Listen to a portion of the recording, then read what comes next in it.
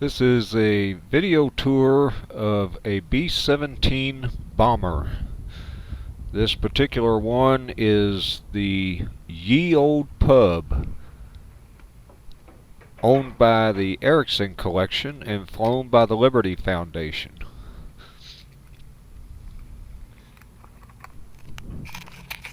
We'll enter the rear door of the plane, and looking toward the tail here, you see the rear landing gear where it retracts up into the plane. Looking past that, back down the tunnel there, is where the tail gunner would be. They did have that blocked off because the crew uses this area for storage, but if you crawl back through there is the tail gunner position.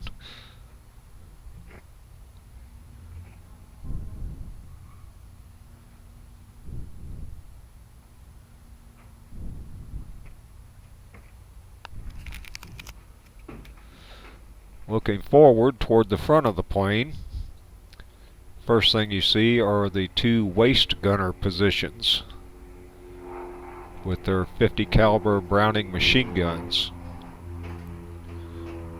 This aircraft has 10 50 caliber Brownings on it. Some models had as many as 13. They carried about 11,000 rounds of 50 caliber ammunition.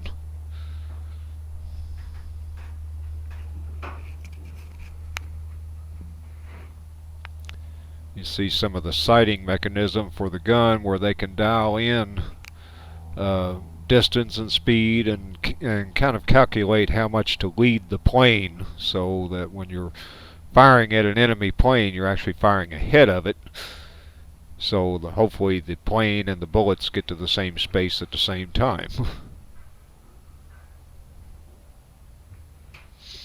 Here you see the belt-fed mechanism that takes the 50 caliber ammunition from the ammo box and feeds it up to the machine gun.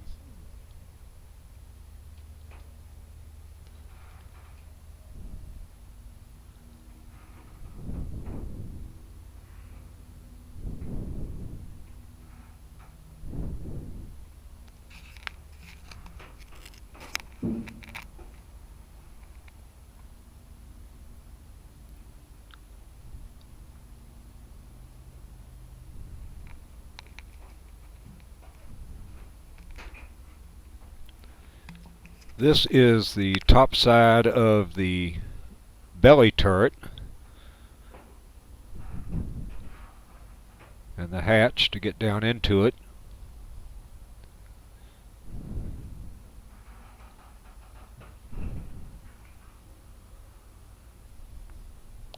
I believe the yellow bottles you see throughout the plane are oxygen.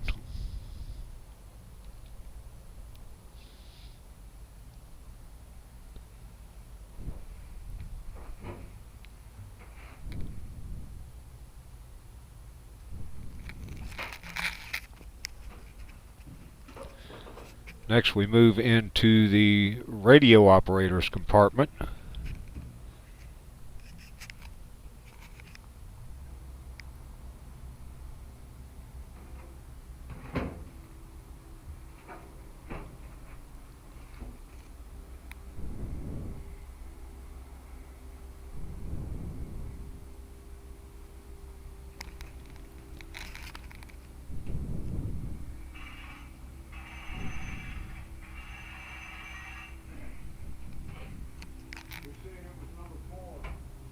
Some models of the B-17s have this open port on top of the airplane, and I really do not know why they have this opening. But these aircraft were not pressurized cabins. They did have open windows and open ports, and you know, during the war they were flying 10,000 feet and higher, sometimes in temperatures down to negative 40 degrees. So it was not a comfortable flight. Some crew members had to wear electric underwear that actually had heating coils in the clothing. to keep them warm enough.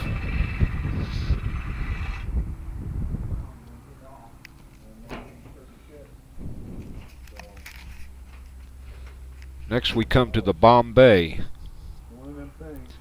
and there are 4 bomb racks, one on either side of the plane, and then you see 2 racks in the center of the plane, either side of the catwalk.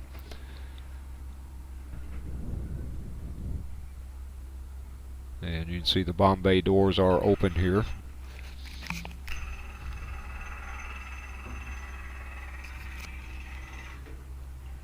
And this catwalk is very narrow. You can see it's barely wider than my foot. And it's a pretty tight squeeze to get between these 2 inboard bomb racks. These planes were designed for young, skinny men.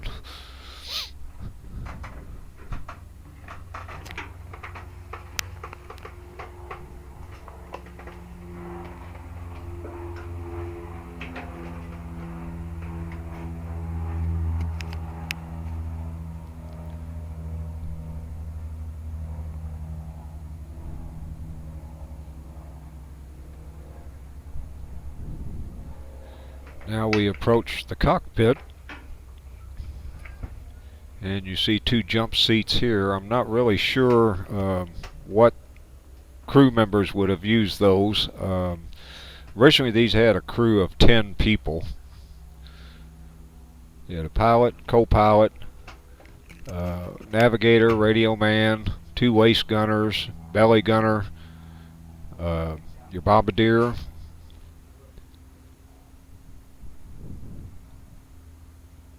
tail gunner,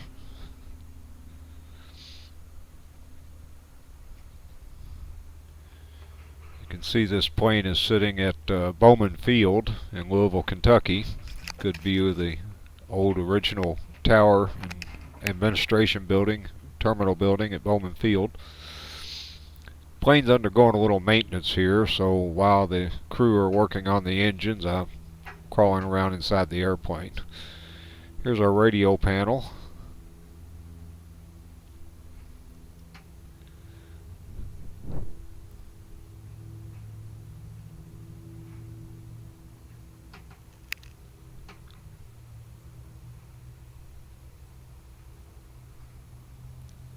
And your throttle controls.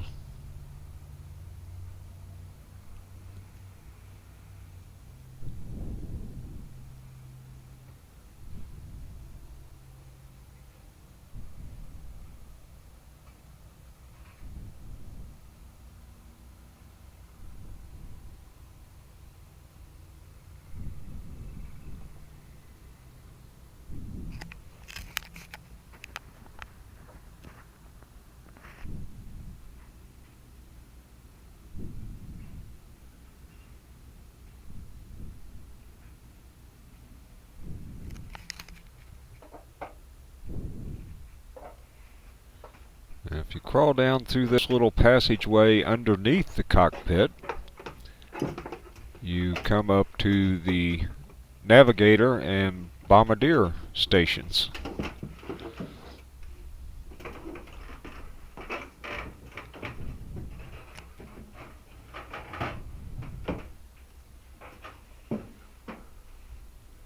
And you can see there are 2 more Browning machine guns here on either side of the nose of the plane. And here's our navigator station.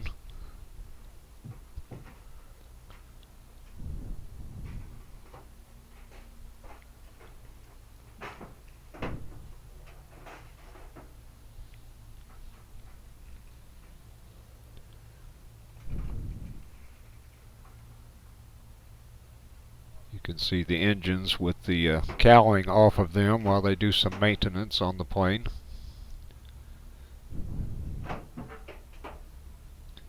Here's our bomb bay controls.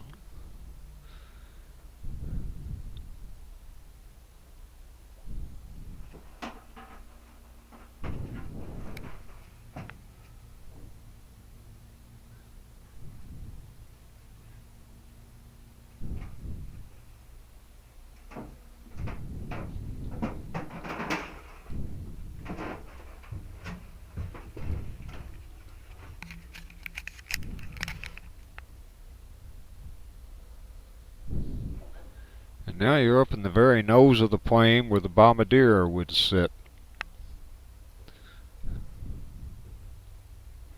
And this is the highly classified top secret Norden bomb site.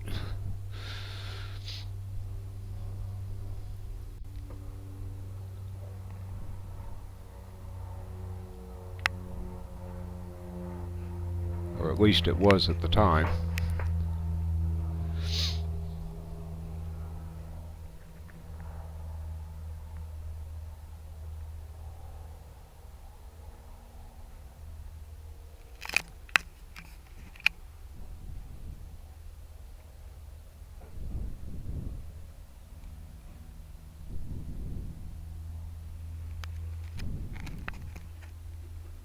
One of the unique things about this bomb site is that it was actually tied into the autopilot system.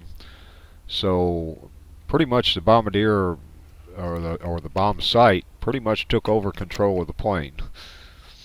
The pilot would get on the right line going into the target, but then the bombardier could somewhat take control of the plane at that point to make sure it was a pinpoint drop of the bombs on the target.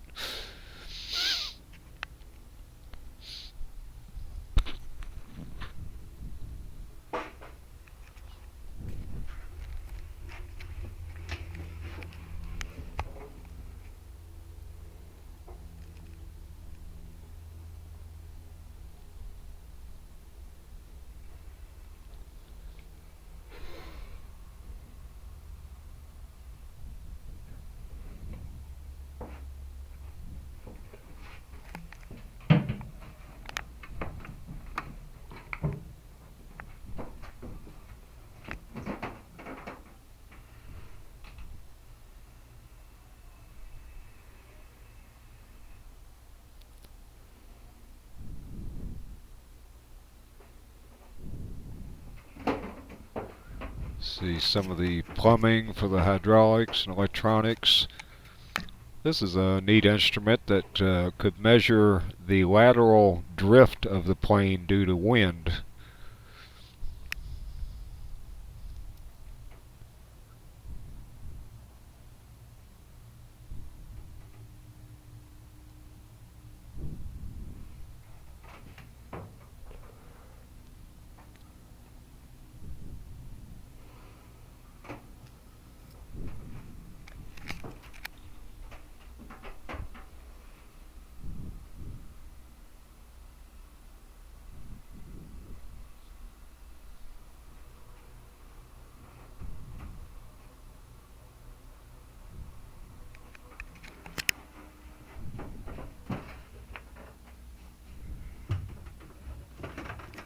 Down here you can see there's the forward hatch that comes out of the underside of the plane underneath the cockpit. Over here you have your fire extinguisher bottles. You can see some of the cables and pulleys going to the surface controls on the wings and elevators.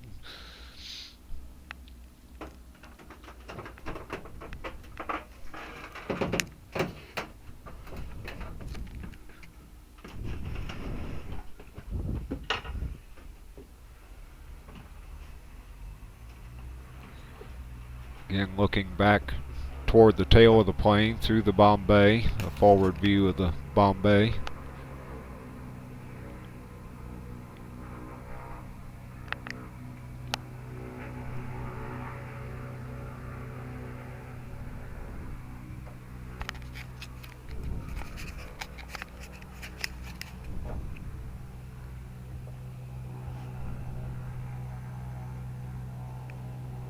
Pretty much what the pilot and co-pilot's view would be.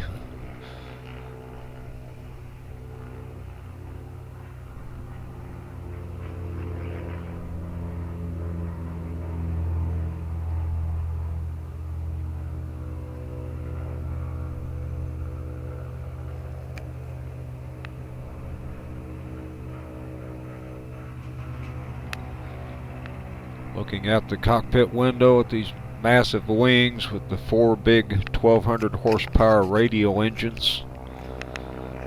This plane had a wingspan of 103 feet and 4 inches. Length is about 74 feet. And this plane stands about 19 feet high. Empty weight is 36,000 pounds, and maximum load is somewhere around 65,000 pounds.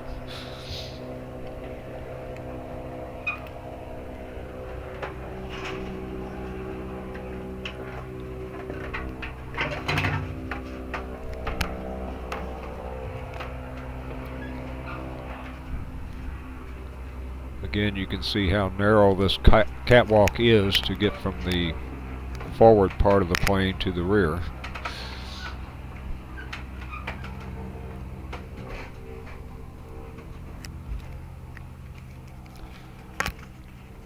Some 13,000 B-17s were produced.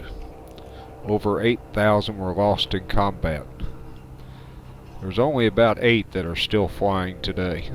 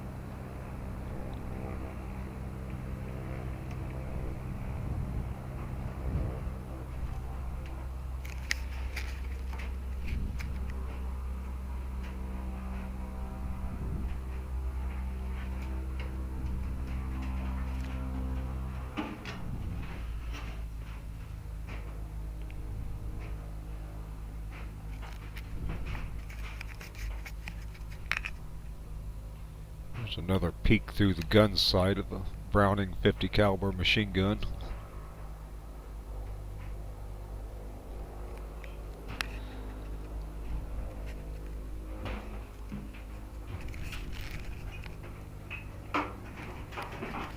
This plane does have plexiglass coverings over the side ports where the machine guns are for the waist gunners, but in some models that was all just open.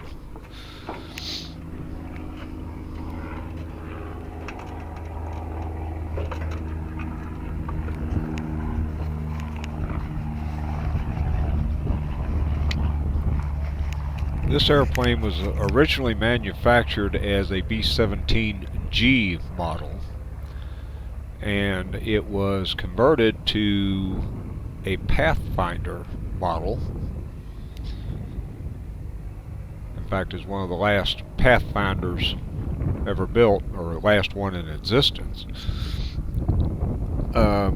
When the Erickson Foundation, or Erickson Collection, got the plane, they put it back to the B-17G configuration, and it was painted silver last year, as a matter of fact, and it was named the Madras Maiden. Just this past January, they finished converting it to an earlier B-17F configuration and changed the paint scheme to the green with Olde Pub. One of the major differences you'll see in the configuration for the B-17F is they did remove 2 machine gun chin turret that was up underneath the nose of the airplane.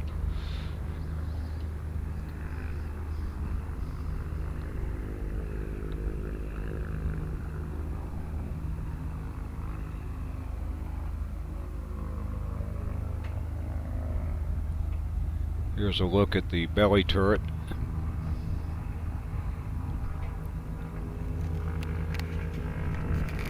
You had to be a pretty small, wiry guy to take this position. You're basically laying on your back with your knees drawn up almost to your chest with a machine gun on either side of your head.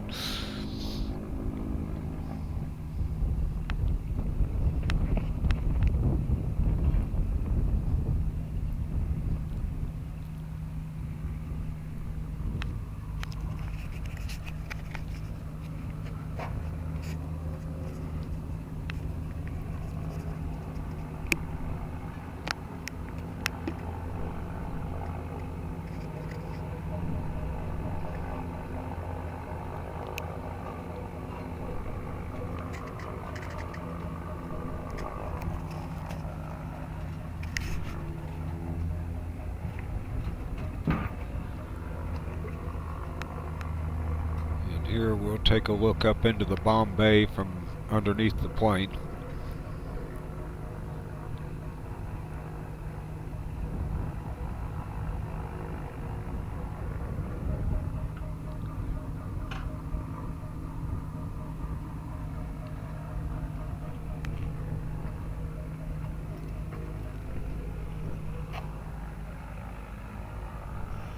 You can see the cowlings from the engines lying on the ground while they do some maintenance on the engines.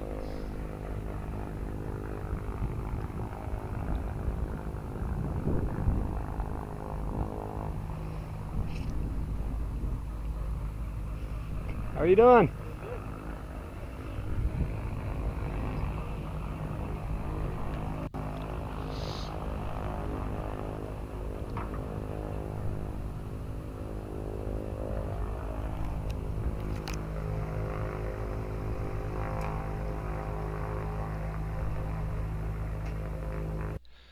And that's the video tour of the B-17 Ye Olde Pub. Thank you for watching.